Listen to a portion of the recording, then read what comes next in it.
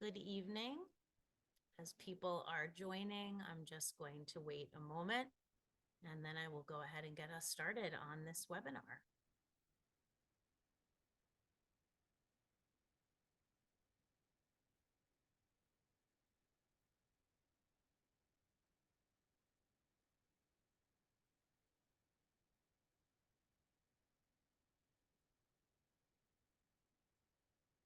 So I'll just do a little bit of housekeeping as attendees are joining.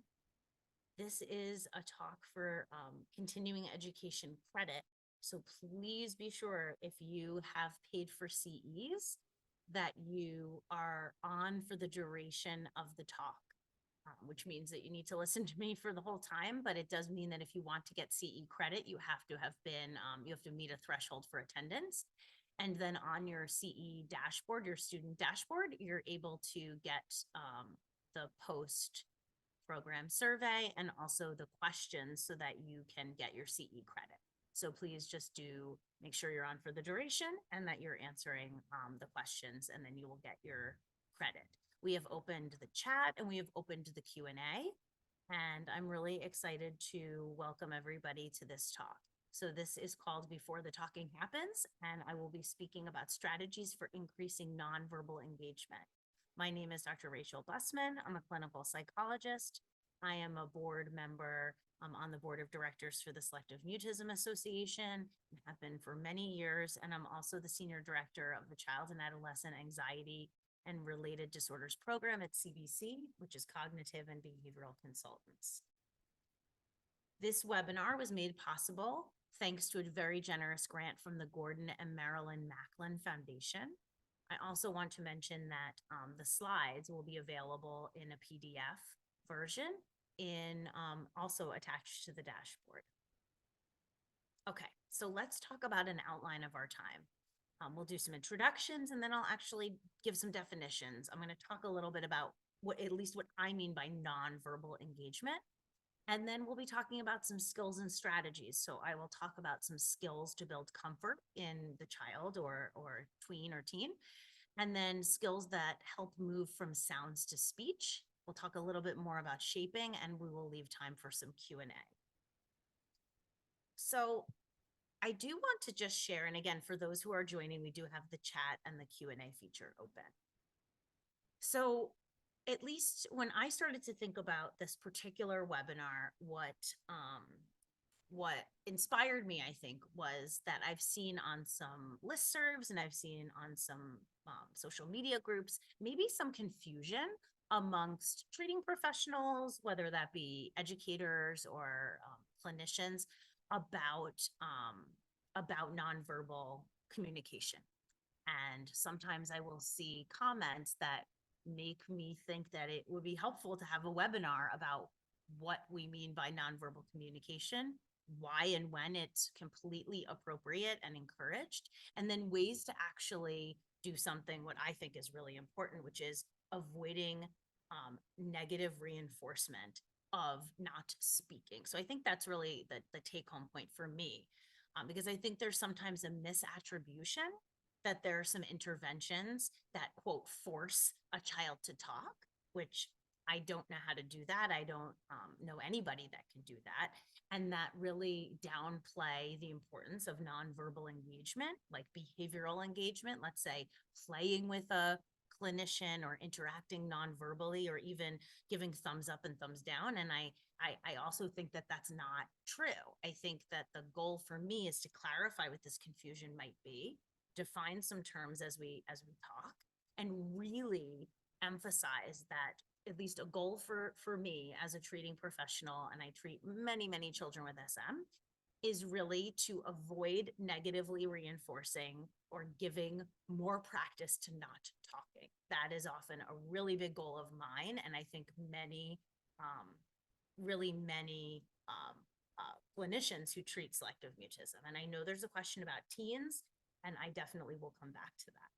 I think the short answer is a lot of these strategies work really well for teens and tweens. The difference is we need to really adjust our tone of voice and how we join with the youngster, which I think is the same for all patients, right? We want to join people where they're at. And so some of the games and activities I'll talk about, I'll try to add in comments about how to join with an older child. Okay, so what do we mean by nonverbal behavior? This is not an exhaustive list, but when we think about how kids, and I'm going to use that term kids to mean all children, engage non-verbally, these are some of the things I think about: nodding, pointing, using gestures, making sounds with a body, like knocking on something, snapping, clapping. I know many kids who do lots of eye movements and facial expressions and gestures with a facial gesture. Sounds that are approximations of speech. I had a really hard time typing how to the phonetic or the letters for this, but for yes, or for no. So I would call that an approximation of speech, whereas this I would call a sound that isn't necessarily obvious speech, like or that could mean something, but for me, things like or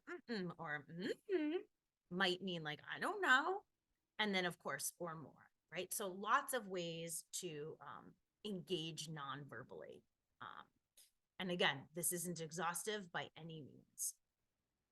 So what's the problem with nonverbal behavior? And the answer is there isn't a problem with children gesturing, pointing, or making sounds, giving thumbs up, giving facial expressions or nods or gestures with the head to indicate something. None of that is a problem.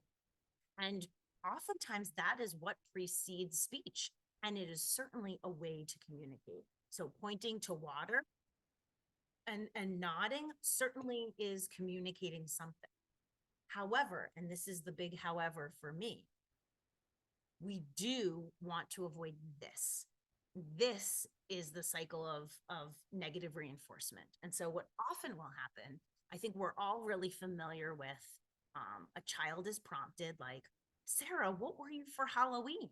And the child looks away, or the child looks down, or the child gestures to the parent in some way. So the person who asked the question and the parent or caregiver with the child notice that the child is uncomfortable in some way. And we would call that maybe distress and inhibition. Those people see that. Usually people who ask questions to kids, I like to think of them as being people who are kind and just trying to make conversation. And then usually people realize, oh, this is an uncomfortable situation, and they remove the pressure to speak. Maybe they say to the parent, oh, is she shy? Or maybe the parent will say, oh, he was a firefighter for Halloween. And what that does is it negatively reinforces not answering. It basically makes it more likely that that response will happen again. So negative doesn't mean bad. It just is the process by which we remove an expectation to speak. And this causes everyone to feel relief. We also can negatively reinforce gestures and non-verbal communication. So if someone said something like, oh, were you Taylor Swift for Halloween? And the child or teen or tween nods their head, most people would think, oh, that means, yeah, I was Taylor Swift. And maybe the person goes, oh, yeah, I remember you really loved Taylor Swift. What a great costume. Now, is there anything wrong with a kid nodding their head? Of course not. And in some ways, that would be a great way of communicating with someone. It's better than not communicating at all. However, what we don't want to do is give a child more practice with not talking, because the more you practice something, the better you get at it. And so what it means is that the gesture or the nod is actually reinforced. We have an increased likelihood that there'll be more nodding and gesturing or pointing. And so what I want to talk about is how to engage a child with nonverbal, to encourage them to be nonverbal, right? To nod, gesture, point, engage in some way without speech, without giving them more practice avoiding questions, which sounds really complicated. And I promise you by the end of this conversation or the end of this webinar, you're going to know how to do it really skillfully. If you're a treating professional on this webinar, you might already know how to do this, but I think it's also really challenging to teach educators how to do this or not do this, or teach paraprofessionals, or to teach other interventionists. So even if you're really good at doing it, maybe you'll take away from this webinar how to skillfully encourage others to avoid the cycle of negative reinforcement. Okay, so let's be really clear what I mean with an example. On the left is a prompt. Sarah, it's time to pick a book. Show me the book you want to read. And the child shows the book to the teacher, and the teacher says, oh, thanks for getting a book. I love the Piggy and Gerald books. No question was asked, actually. The teacher said, it's time to read a book.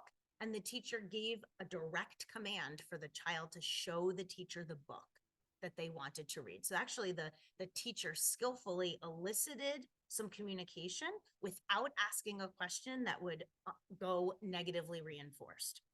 On the right, that's what you see. Sarah, it's time to pick a book. Which book do you want? And the child, same child, shows that Piggy and Gerald book to the teacher, and the teacher, seeing that book, says, oh, I love that book. What a great choice. Now, is there anything wrong with what the teacher said? Of course not. But what the teacher just did, probably very inadvertently, was that they reinforce nonverbal communication in response to a question. This seems like hair splitting, but it's not, right? So there's a big difference between saying, show me the book you want to read, and asking a question, and then the child shows in response. So this is really what we're going to talk about. If I could have every teacher or interventionist at school or a therapist engaging with a child really in the beginning to stop asking questions and prompt more for things other than a verbal response in the beginning, that would be a great thing. So this is just what I've just been saying so far in a different way. And, or maybe this. So I keep using the name Sarah because that's my sister's name. Maybe the adult says, hi, Sarah. And Sarah smiles. So C for child. Did you put your backpack away? She nods. Oh, good, you did. What do you want to do for choice time? And this is a child who has some facial expressions and looks over at the coloring and points over to it. Oh, I know you love to color. Good job. You can color. And then the child stands next to the teacher looking at them, and the teacher says, oh, you want me to take you there? I'll walk you there. Now, you might be thinking, what an attentive teacher. What an attuned teacher. What really good way of reading this child's body language, which all may be true. But you'll notice, and we'll have to count, one question, two questions. So 2 questions that were not answered, and what I would call some heavy duty mind reading, right? So the teacher is reading the cue of child standing, not moving over to the coloring as you want me to take you there. Again, not in any way saying that the teacher is doing something wrong, but this is an example of negatively reinforcing not talking, giving the child a lot of practice, not answering questions. Okay, so let's talk about what one can do. So let's talk about why I'm not speaking about how to help children talk. That's what I do all the time. But if you remember, one of the things I wanted to do is really talk about what to do before we're talking. So maybe it's the beginning of the child-adult relationship, right? Maybe it's a new therapist. Maybe it's a teacher-child interaction. Maybe it's an interventionist, like a speech-language pathologist or an OT. So maybe it's just a new relationship. So we're not at talking yet.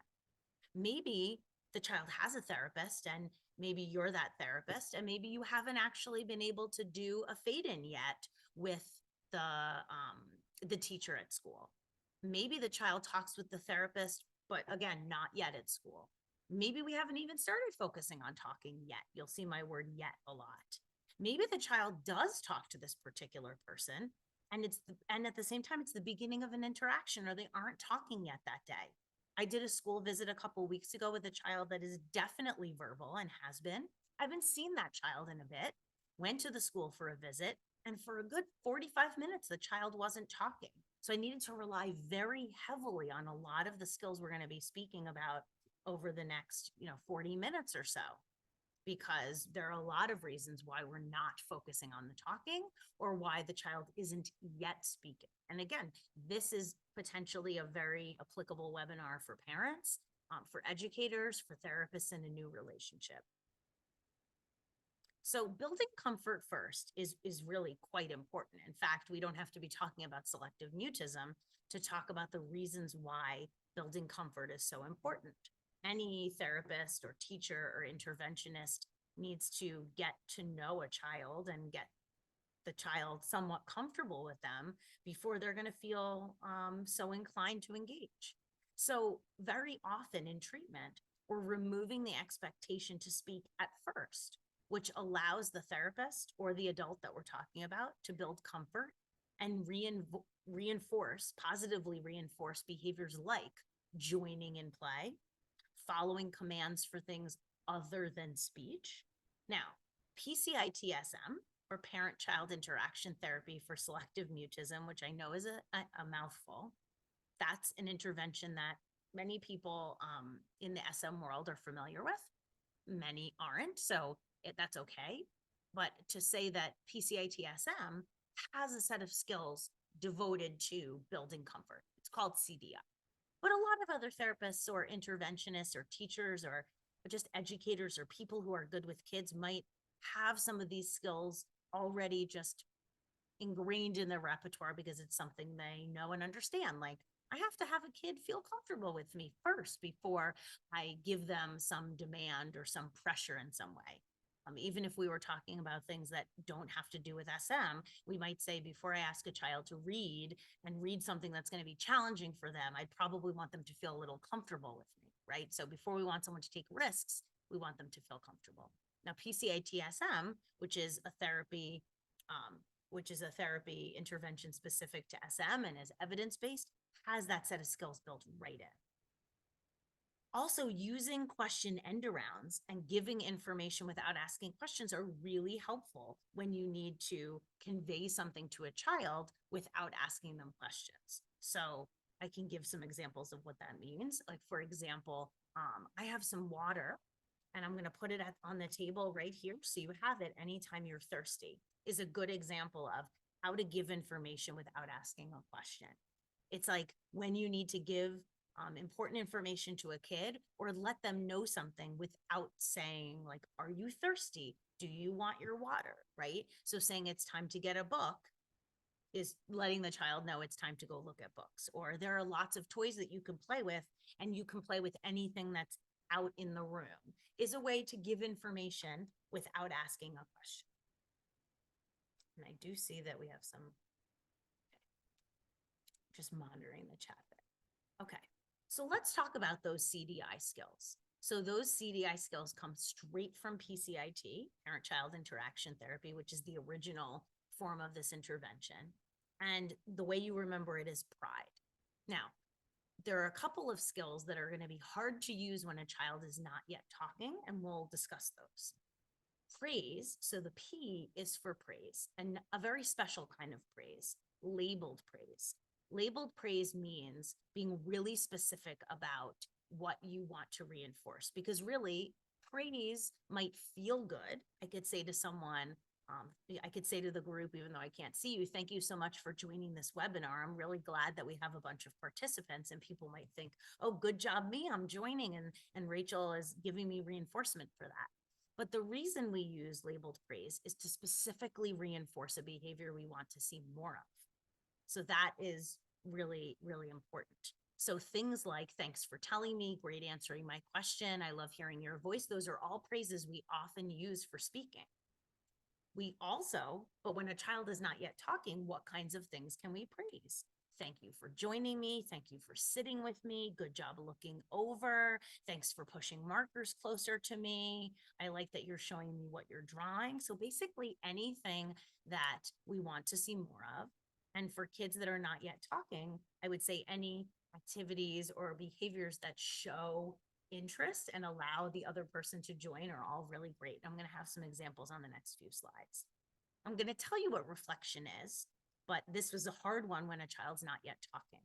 So reflecting has to do with repeating what the child says in statement form. So if the child, for example, said, and you said, oh, you like pink, that would be a reflection. What can you reflect when a child is not yet speaking? Nothing. You can't reflect.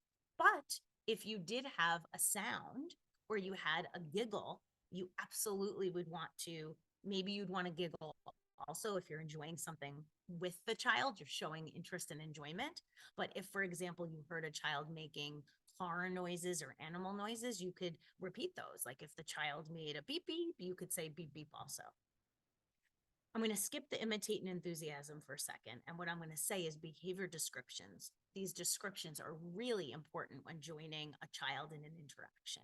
And these are also the things we modify a little bit with teens for that person who asked a teen question.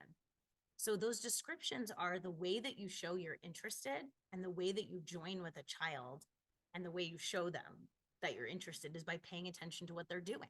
So these are really specific descriptions of behaviors. It's saying what you see. I see you picking up a marker and drawing some squiggly lines. I see you stacking the blocks really tall, right? So it's describing exactly what you see. Teenagers are going to find this really irritating. And so I tend to do a lot less descriptions of a teen's behavior and tend to use a bit more of my own commentary, which I guess we could put in the enthusiasm category or in the imitate, not the imitate as in, oh, you're drawing squiggly lines, I'm going to draw squiggly lines too.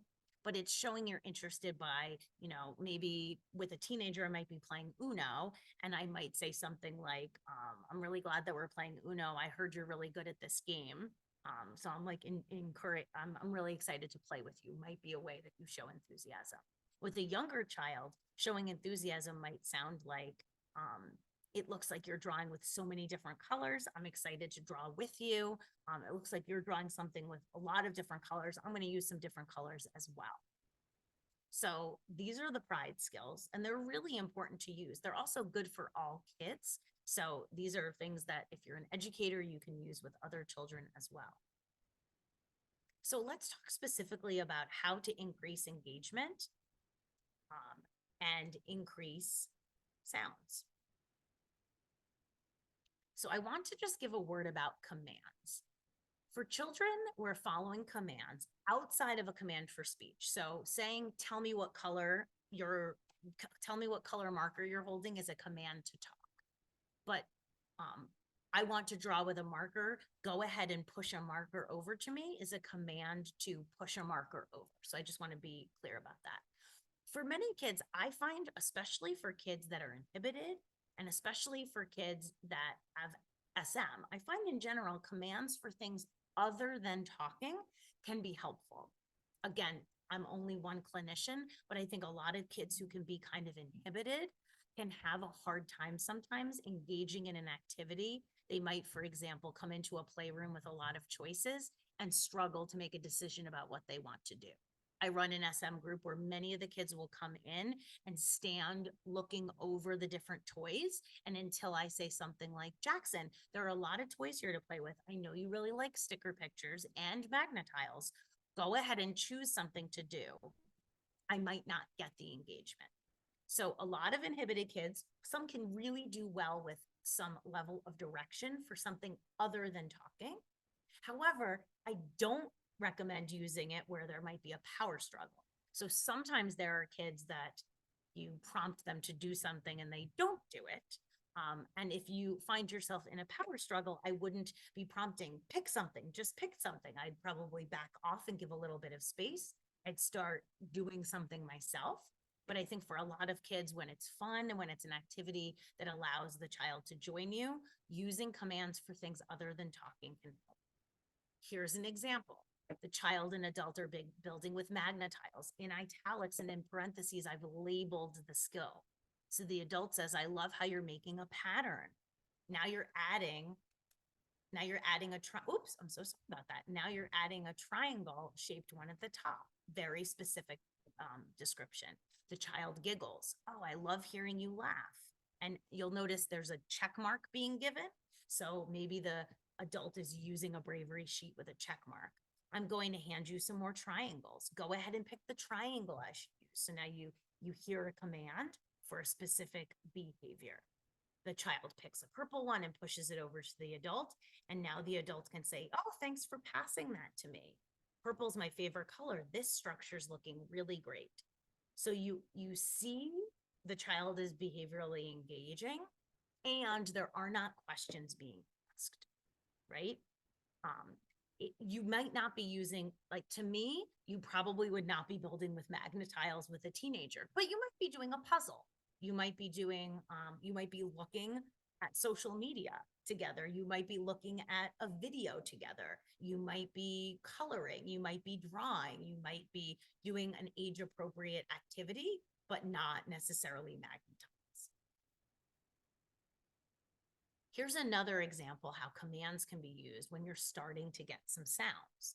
So maybe the child and adult are playing with some cars on a track, and the adult is saying, oh, there's so many cars on this track. And your mom told me that you love playing with cars. And the child nods. I see you nodding, right? So the child is already indicating that they like the cars, right? Point to the one you like the best. Again, there's a command for a behavior, not which one do you like the best. So point to the one you like best. The child, in this example, the child quickly points to something. And I might say, or the adult might say, fast pointing. Now, why would we praise fast pointing?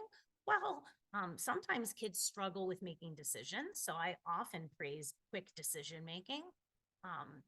In this example, it's can be helpful to praise getting a response in a quick fashion. And again, I not only say, oh, fast pointing with just a praise, but I've given a check mark. I'm going to go ahead and give you a check mark for showing me which one you like. I'm going to hide this car in one of my hands. Knock on the hand where you think it is, right? Again, I would not do this with a teenager. I think they would find it quite, belittling. But this is an example of, like, again, getting the child to engage more behaviorally. I've done this many times with a child. Knock where you think it is. The child knocks. Oh, good knocking. That made a really good sound. And then the person shows it. Oh, there it is. It was right there. Right. So we're starting to get some level of sounds, even though it's not necessarily a sound generated from the child, right? Another way to use sounds in this example might be if the child made any kind of vehicle sounds, you would want to repeat them, or I love hearing those car sounds. So here's where we go to moving to where we're getting some sounds and where I would call intentional sounds. So I've had a lot of fun with this, right? So let's say you're playing Zingo. So Zingo is a great game to play with kids. I think it could really be played completely silently, right?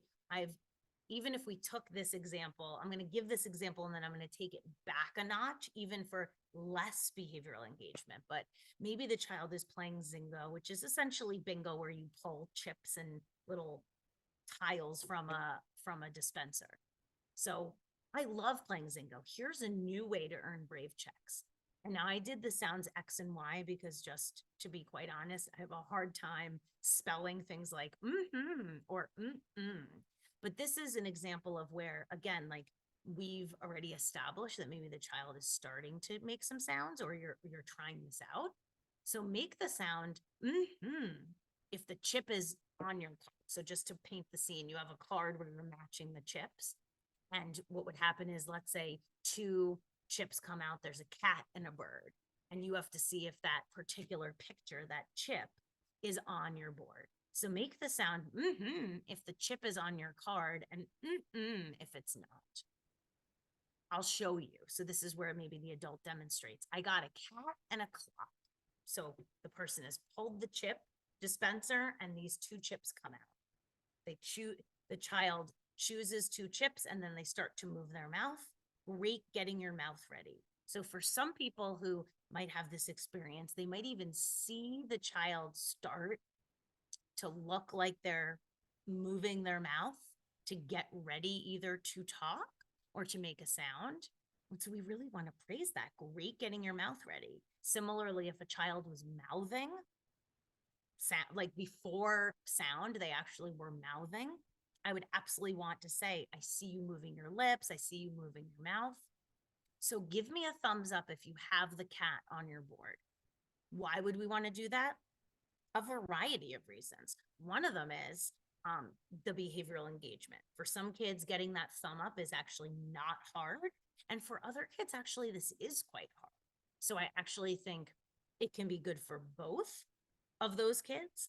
I also think I like to set the stage I like to set the stage so it's in my favor as much as possible. And I wouldn't want there to be a lack of clarity if the child knows if that chip is on their board or not. So, for example, if the child is looking and they're actually not sure if they have the picture on their board. So give me a thumbs up if you have the cat on your board, and the child gives a thumbs up. Well, that was a fast thumbs up. So now I already know that the child knows that they have that particular chip on their board. Then I can say, make the sound since it's on the board. So I've made a command, given a command for a particular sound. Now this particular child makes great making that sound, right? So we want to, and this is pretty exuberant, great making that sound. That's a labeled praise. And you earn 2 checks. So it's being paired with positive reinforcement. And you also got a clock. So there was a chip. Make the Y sound, make the since you don't have that one. And let's say the child makes that sound. Oh, great making that sound, and faster this time, 3 checks. So in this particular example, maybe the child was slower to give the and faster to give the Why do we care? Well, we really want to reinforce the heck out of what we are looking for. And what we're looking for is a sound that approximates speech. Could you make the y sound if it's y for yes? Of course you could. Or n for no? Absolutely.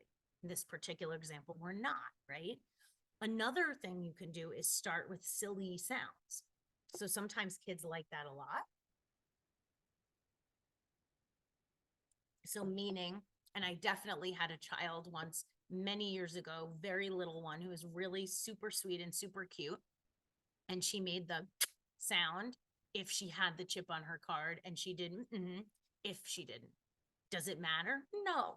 You could make the sound if it's on your card and a sound if it's not. Really makes no difference. What we're doing is we're shaping, and we're using sounds that are approximating some level of speech that hopefully we're going to move to more intentional sounds and words. So again, using a game and pairing it with a sound. And I am a big believer in reinforcement. People know that who've heard me give webinars. And like Dr. Kurtz would often say, I've never seen a kid get addicted to reinforcement. We usually can fade it very much over time. So I often recommend having already had the child pick the prize. So when I start a session, I might start with going to the prize box and picking, let's say, there's a squishy, and we also have this cool gel pen, and we also maybe have a bunch of stickers, and they're all lined up. And I have a bravery sheet with a certain number of boxes for check marks. And I've put, let's say, a star at the end of 2 rows so that the child knows exactly what they're earning and exactly when they're getting a prize. And so we're really clear about reinforcement. Okay, and another example. So this is a real example that happened not too long ago. So I was in my particular, one of our PCIT rooms, or a playroom, with a child, and we decided that we needed more prizes. And so I said, I have some new prizes in my office, and we were going to walk there. Not a very long walk. And I was saying, I wonder if we should walk there fast or slow. And he nodded. And I said, I see you nodding. And so I gave that description, right? Make the f sound if you want to go fast, and make the s sound if you want to go slow. So there's a command for approximations of speech that actually could be shaped right to the word fast or slow. And in this particular example, it was modeled. So make the f sound if you want to go fast, and the sound if you want to go slow. This is, you see dot, dot, dot. So the child's kind of waiting a little bit, makes the sound. Great making that sound. I didn't say great telling me fast, because that's not telling me fast. That's making a sound, which is great. And we want to be really clear about what that is. So great making that sound. Maybe this child did it kind of loudly. So it's a great way to actually say, oh, and so loudly. right? I didn't even ask for it that way. The child could have done, if the child got their lips ready, I'd be saying, I see you getting your mouth ready. Great making that sound if I got anything, right? So go ahead. So I give 2 brave checks. So there's that labeled praise and the positive reinforcement. Let's go fast. So we started to move quickly. And then I was really using this game of fast and slow. So I said, okay, freeze, which is a command for a behavior. We both froze. I said, you're really good at freezing, which is a praise, right? Make the sound if we should keep going fast or slow. And the child made that F sound again and smiled. Great making the sound for fast. And I love seeing you smile. So again, you're really seeing no questions. You're seeing no prompts for like questions that are being unintentionally reinforced in a negative way. I think what I would say about older kids, right? So again, I wouldn't be using these games for teenagers. What I would be doing with a teenager is whatever I was doing, I'd be really transparent. So I think and this is a question that came in about teenagers, and I think how to tailor treatment for adolescents. And the answer is, one, you want to choose developmentally appropriate activities. The other thing you want to do is be pretty transparent, right? So even for kids that do answer me. So I have a couple teenagers I see right now, and they are verbal with me, maybe minimally so, but they nod their head. So like I might say, I know that it was Halloween the other day. Did you have a good time on Halloween, or you didn't? And they nodded their head. Let's say it's a 13-year-old who went out with some friends for Halloween. If I said you're nodding your head, that's fine. But I think being transparent and saying something like, Sarah, I know that when you nod your head or you give me a thumbs up, it's not because I actually don't know what you're communicating to me. In fact, I know that this means yes. I know that this means agree or whatever it is. But the reason we work together, one of the reasons is so that I can help you talk more. So I am going to say things like, I see you nodding, and then I'm going to ask you what seems like an obvious question. And the reason why is because we're practicing or getting practice talking more. So you can use that kind of same thing. Let's say you were doing some I have adult coloring sheets with like cool mandalas or different pictures, or you could be playing any kind of game. And you might be saying to the teenager, like, I know that we're working on talking, and sometimes making sounds first can be helpful. And so here's an example of how you might do it. And then you would show them how you do it. It's just, I think the transparency is really important. So someone asked, I have a lot of really good questions coming in. So what if you give the command and they're unable to do it? I think it's a really good question. So if you give a command like go ahead and push a marker towards me, or go ahead and show me which one you want, and the child isn't able to do it, first I would really see if there's any movement at all, any gesture at all, because there's sometimes kids, regardless of age, who might move their thumb a teeny bit and they're not giving you a really exuberant thumbs up, but they're like giving you a tiny thumbs up. I've seen kids do a thumbs up in their own hand. And so I think you really want to be a detective for those tiny, tiny movements, because I'll take any of those tiny movements. I think if you were working on for fast or for slow and you're getting nothing, I wouldn't abandon it completely. But all of these examples are like coming from, this wasn't my first session with this person, right? Or I might have heard them talking with a parent separately, so I know that they've verbalized to some extent in my office or in the space that I'm in. But I think I wouldn't just keep making the request over and over, because then we're obviously negatively reinforcing. So I'd make it easier and easier, right? So again, we can talk in the next couple of slides some ways to even get that before the sounds, and maybe it's even shaping by moving air or doing some making like blowing air, blowing bubbles, just getting the mouth open and closed. Really good questions. And then there's another question here about what reinforcement might look like for a teenager. I think reinforcement for a teenager, I think there are two questions here. The question I see here that was posted to me was more, how do you give reinforcement for an older kid or a teenager so they're not singled out and embarrassed? And I think the answer is it's got to be something that's not done in front of other people if that particular teenager really cares about that. And many do, because they care about what their standing looks like in front of other kids. So it might be, I saw something recently on a website that I absolutely loved. And it was like a little card, probably about this size. And it just said like, this number, once the child gets 10 punches on this punch card, they earn blank. And it was basically a card where you can, almost like as if you had a coffee card for going to Dunkin' Donuts, and every time you went, they gave you a stamp or gave you a hole punch. And it was an identified prize that maybe the child has, or the teenager has worked out with the parent ahead of time, or with you as the interventionist, like, or someone at school, like going to get a particular snack or getting something from a treasure box, but there isn't the reinforcement being delivered in front of other people. So it could be something that's just done in a communication book or in an email back and forth to the caregiver and the students themselves. So I think absolutely with older kids, giving praise or reinforcement in front of other people could be embarrassing and off-putting. I also think you want to make sure you know the types of things that are reinforcing for that particular kid.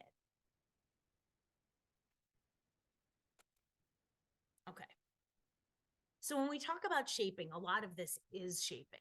But just to give a definition of shaping, we're talking about using reinforcement for successive approximations, not necessarily of speech, really of anything, right?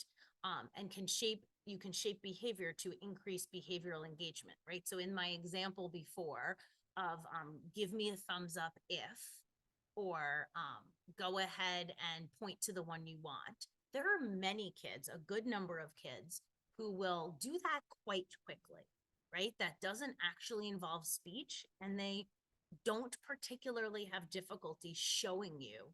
I work with many teenagers and many kids who quickly gesture, point, show all day long. And then there are definitely kids who are more inhibited or more socially anxious and really struggle with those even small gestures that don't have any speech associated with them, like giving a thumbs up or pointing or raising a hand, right? Even if it's raising a hand, if I had a room full of people, or even I was alone with a kid and I said, raise your hand high if you really like ice cream. Some kids are going to raise it super high. And I have some kids who would raise it in the smallest way, even if there's no expectation to speak. And so we can shape things by reinforcing anything that gets closer and closer to something, right? So for kids that I work with where we really want to help them raise their hand, saying like, go ahead and raise your hand if you love ice cream, and you have some kids going like this, great, raising your hand. If we have some kids doing this, I might say, good job raising your hand. One more time, a little bit higher, and get your hand a little bit higher. Now, for younger kids, you can sometimes even put your hand up and tickle their fingers, or like get them to give you a high five. So that's an example of shaping a behavior, right? You can do the same thing with a thumbs up, thumbs down, handing things, right? So sometimes kids, when they hand you something, they don't really hand it to you. They sort of fling it over at you. Or I might say, go ahead and hand me a magnetile you want me to use next. And they kind of throw it at me a little bit. And in the beginning, I might just be happy that they're engaging at all. So I could say like, great, getting that magnetile closer to me, great, choosing a marker for me. But I might say like, push it over a little bit more gently, or great, getting it closer more gently. So we can really like shape up that particular behavior. And we can also shape sounds like I did with the sound. We can also go even sort of easier. So ways to shape speech, right? So we may do it without even getting close to speech in the beginning. So for example, having a cotton ball race, putting two cotton balls on a table and just racing them, like by blowing, right? Like I want to see who can move this one faster. I want to see who can get it all the way off the table. Could be a way to start, like it has to come from somewhere, and moving air through your mouth to move a cotton ball, or a feather to keep it up in the air, or blowing bubbles. Again, for some kids, that would be a huge start. And for some kids, they're maybe not yet going to be able to do it, right? So the strategies I'm suggesting aren't going to work for every single one, but definitely kids are going to have a lot more fun trying to beat you in a cotton ball race, right? And you could, for example, start with a cotton ball race with blowing air. You could use straws and just blow it through a narrow tube, right? Then you could potentially get great creative, right? You could say like, wow, you really like got that super fast. Like you must have better lungs than me. I wonder if we made different kinds of blowing the air, if that would work, right? Like I wonder if we did like, right? Like, which is still moving air, but it's sort of making an H sound, right? And if a kid has trouble opening their mouth, now they're opening their mouth, right? Or if certain sounds like, I wonder if like moves it. Well, I was good making sounds, but didn't make it move at all. But now you're having the child make other kinds of sounds, right? Like voiceless sounds, like those don't have like open mouth and they don't have, they're not voiced sounds, right? So you can do the same thing with feathers. You could do the same thing with blowing bubbles. You could do animal sounds, right? Or like with Zingo, when I said making intentional sounds for particular situations, right? Like or and again, like you can get really creative with this. You could use, there are a bunch of different apps that you could use that allow you to make things change on the app depending on the decibel of the sound, right? Whether it is getting actually louder, usually it is getting louder in order for the little character to move. Looks like I have a question. Let's see. How do you, so love this, like how do you introduce bravery check marks to a young child? I will say that I get not so surprised that young kids get it pretty well. I usually will bring in a bravery sheet and I will say, you're doing such a great job, and I'll fill in the blank. You did such a great job talking in a new place with your parent, if it was the first time they came and they talked with the parent, or you're doing such a good job playing a game with me and following my instructions. Every time you do that, you get, I just basically give a check mark and I show how it works. It usually happens pretty easily. It doesn't actually take a lot of language and kids usually understand it. Another great question. When a child is at the whispering stage, do you reinforce great whispering for me or thanks for telling me? I'm so glad I got this question. I actually reinforce that they told me. I usually don't say great whispering to me. Not that I have a problem with that per se. If someone said like great whispering, I don't necessarily have a problem, but to me, they're talking. And to me, if a child is whispering, they're communicating with words. And so I tend to say great answering. And then when I'm shaping volume or when I'm working on volume, I might say great telling me one more time a little bit louder, and the child either whispers more loudly or they actually move to voiced speech. And then I'm saying, great telling me more quickly or louder. At what point in treatment do you decide to use shaping instead of fading in?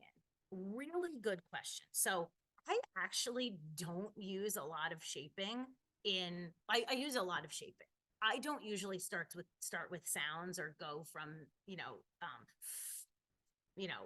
to fast. I actually use fade ins almost all the time because a lot of kids do talk to their parents when they come to my office. So my first go-to is to do fade ins and to fade in and fade out a parent. So I'm really glad that someone asked that question, and it's a really good question.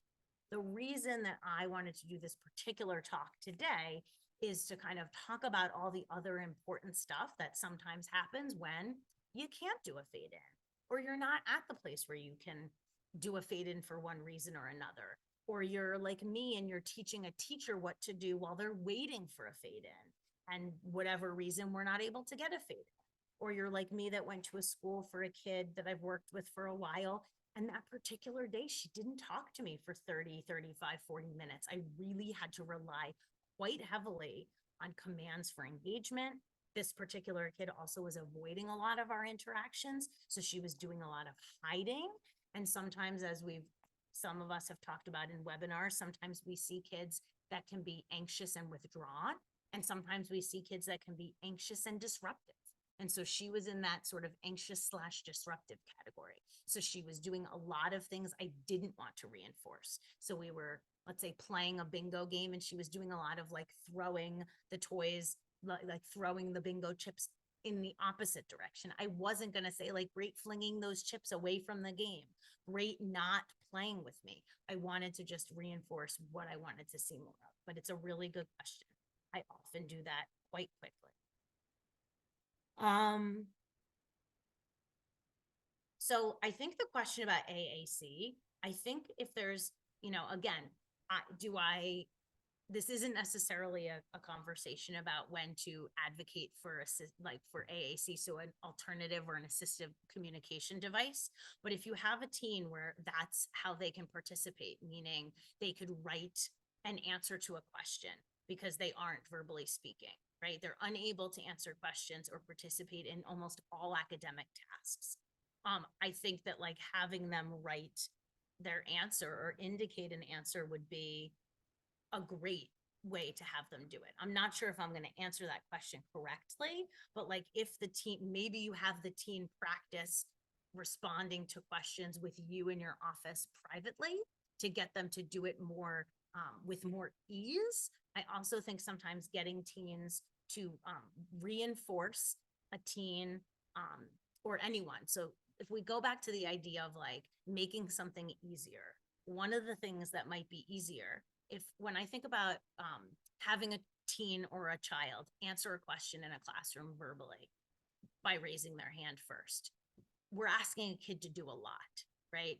They have to raise their hand. They have to take a chance that they might get it right or wrong, right? So what we want to do is maybe set the stage for success. So similarly, and what we might do is we might have the child just practice raising their hand without any expectation to speak, to kind of, and then answer a question verbally that they've practiced and they already know the answer is correct, and then take a risk. I might do the same thing with a student who has difficulty typing an answer. I might first have them practice with me alone. I might have them choose a question with the teacher that they already know the answer to, and they're going to type it out. Why? Because if we want them to take academic risks and type out an answer to a question, they're not likely going to do that if they also don't know if it's correct. They also haven't ever done that before. So I might be having them practice using that AAC device with me alone in an office. Hopefully that answers the question. Okay, so here's just a clinical example of a child, let's call him Brett. This is a 4.5-year-old who was speaking at home and in front of other people, but in front of others would often answer all questions, but often looking at the parent and saying first, like, mommy, I, or daddy, I. So we worked on shaping sounds. So this is to the point of the fade in and fade out, right? So the child would almost always answer a question that I asked. So if I said something like, Brett, do you want to get a lot of candy for Halloween or not very much at all? He would say, mommy, I want to get a lot of candy for Halloween, which is great. I think that's still talking, right? But we opted to work on shaping sounds as he had done that previously without adding the mommy first. So first we worked on like b for ball and then segmented speech. So b, and then we put it together, b, and then I might say it one more time a little faster, ball. Right? Again, I don't often start this way, and because a lot of kids will just be responsive to prompts after an appropriate fade in. But for this particular child, moving from sounds to segmented speech to more fluent speech actually allowed us to get the parent out more quickly because it didn't involve the mommy first. And it was paired with very high level reinforcement. Okay. So let's put some things together as we then move to questions. So there are ways to prompt for nonverbal behavior without negatively reinforcing, not speaking. We can't rush talking, and there are lots of reasons why we might stay in this prompts for nonverbal behavior. We want to use direct commands for behavior rather than for speech in these kinds of situations. So give me a thumbs up if you put your homework in the folder. show me the book you want, not what book do you want? And the child points and the person says, oh, you showed me my favorite. We talked about some CDI skills, or those comfort building skills. We also talked about how to positively reinforce sounds and approximations of words. And then I have a little typo there, I'm sorry. We can use them creatively to shape sounds to speech and then also to words. So it's just a way to put some of this together. I want to give you some resources before I stop and answer a few more questions. Obviously, our website, the Selective Mutism Association, or selectivemutism.org, is a great resource. We also have a new educator web course, which is really great. It's, I think, if Kristen puts it in the chat for us, she might have already done it. We have a link to it, and it does cost money. And at the same time, it has many, many hours of webinars that we've put together to provide specifically targeted interventions for schools. How to reach me, you can reach me at cbc-psychology.com. My email I will actually give you on the next, I'm going to type it in the chat right now if you have a question for me. And also I do have a book with that I am happy to share a coupon code if you're interested. That's particularly, it's a step-by-step guide for children and their caregivers.